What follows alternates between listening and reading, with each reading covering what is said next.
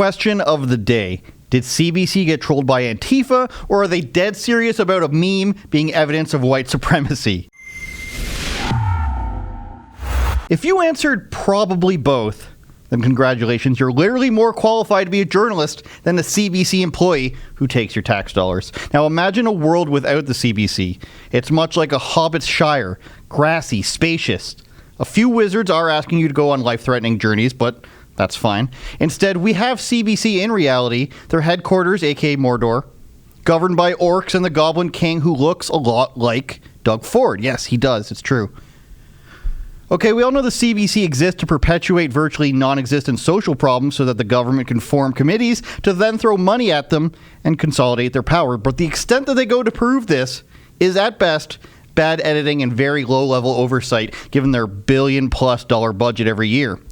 For the January 6th episode of The Fifth Estate, a very, very serious news program, CBC put out a preview of the hate group they profile called The Base. It's a group of LARPers led by a guy in Russia who used to work for the FBI and the Pentagon, whose training on U.S. grounds led to arrests of a few individuals, including a Canadian reservist that this segment focuses on. Take from that what you will.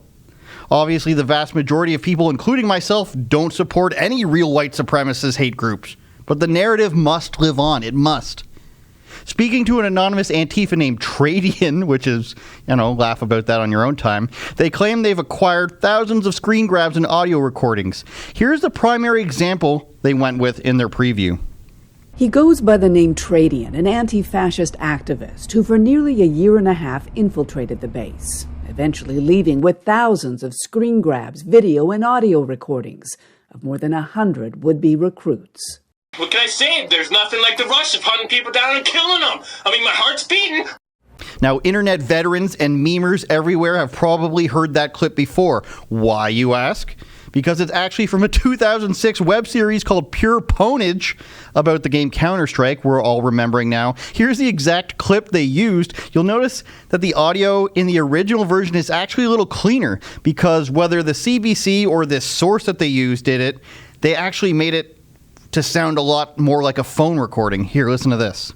What can I say? There's nothing like the rush of hunting people down and killing them. I mean, my heart's beating. What can I say? There's nothing like the rush of hunting people down and killing them. I mean, my heart's beating.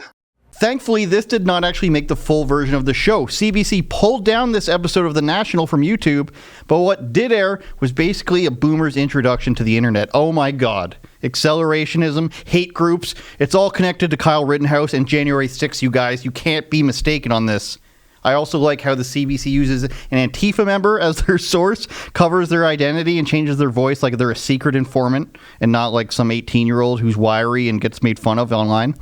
Your tax dollars are hard at work in these CBC segments, funding a crack team of researchers, searching 4chan and 8chan, and then finding their definitions on Urban Dictionary. Keep paying your taxes. Rebel News reached out to CBC to ask the following. Who was the source for this audio? Did you get any other recordings from them? How did you verify or vet this information? They replied with, of course, quote, as soon as we became aware of the error, we immediately pulled down the online version of The National, which had aired with the soundbite. We then republished a corrected version of the story with a note acknowledging as much, end quote. So basically, they didn't answer our questions. Thanks for watching another episode of Andrew Says. To get the full version of the show with bonus segments, go to rebelnewsplus.com and sign up now.